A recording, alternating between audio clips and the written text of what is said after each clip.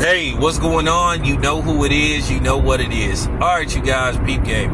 All right, so Juicy J is concerned because he tweeted a couple of days ago or a few days ago that rap sales are down 40%. I wonder why.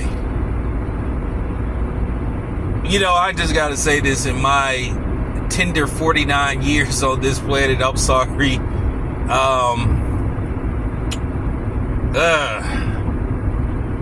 Like I said, I really grew up during the essence of hip hop. I think when it was at its best, or the emergence, because I was privileged into seeing so many different acts. And I think the funny thing is, these artists then, they were starving to put out the best product available, and then hip hop got saturated and it did become too manufactured. I'm sorry if you listen to some of this music that's out there. I mean, you can't even really listen to it, because you can make an argument that it's called crap music instead of rap music. A lot of these dudes just and sound the same. They all rap the same. And the funny thing is, you can't tell whether these dudes are from the East Coast, the West Coast. Too much auto-tunes. Just a lot of different things. But like I said, they have the exception.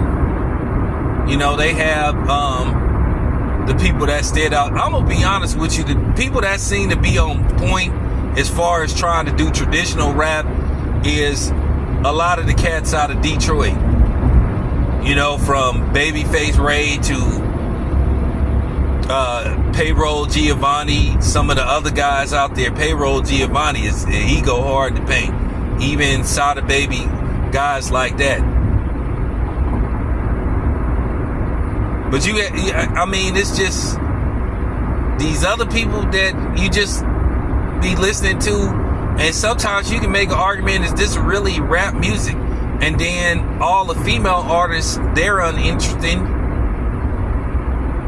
You know, I miss the days of MC Lyte and Queen Latifah and Yo-Yo and people where, you know, they made, I guess you could say from a certain standpoint, co-ed rap.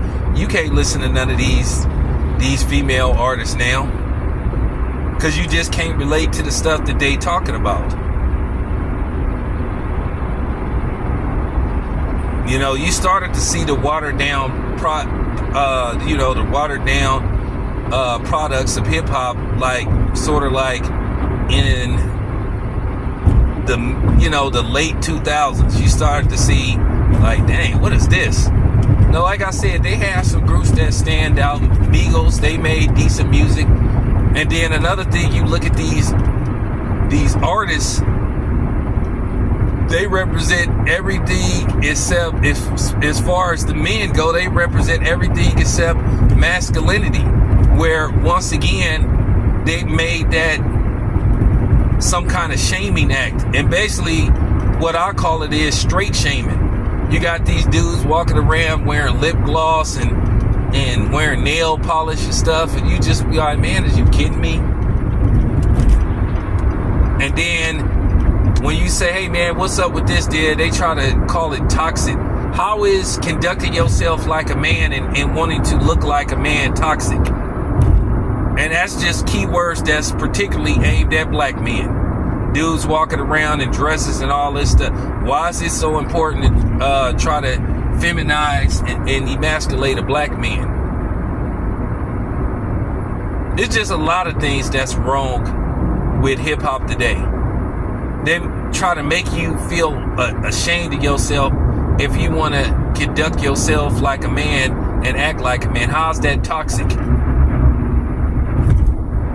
And we started falling, a lot of people, well, not me, started falling for these falsehoods and fake cliches pertaining to manhood and stuff. Ain't nothing toxic about wanting to conduct yourself as a man. Because it's funny how people love to try to define what a man is. And let's just keep it 100. They're in particularly aiming this stuff at black men. You know, dudes walking around with full-fledged purses and all that kind of stuff. You know, you just like, what is this? What is this? So, you know, it's a mixture of a lot of different things. You just got a watered down product. And it's funny when you try to talk about these artists from the 80s and the 90s, and you try to explain the cadence of being a lyricist. These dudes act like they can't get it. One thing about me growing up, I was taught to respect who came before me. And that's the problem with this youth. They lawless and disrespectful about everything. And they always think that they gonna be young forever. And they don't have to worry about setting the tone for the future. And I think to me, the mistake that we made, I feel like my generation was too lenient. And I regret that. But then again, they came up with all these fake rules on what you can and can't do when it came to like trying to teach the youth. So it's just a ripple effect, and it basically coincides with everything that's going on. So if you wonder why the music isn't what it used to be, well, it's a lot of different reasons. Like I said, these female artists, all they do is talk about, you know, selling pussy and all this kind of stuff, and trying to get a man for their money and all this stuff. They don't talk about nothing. They don't really be dropping no bars. They're the same thing with these other dudes. They don't be talking about nothing. They don't really be dropping no catchy lines.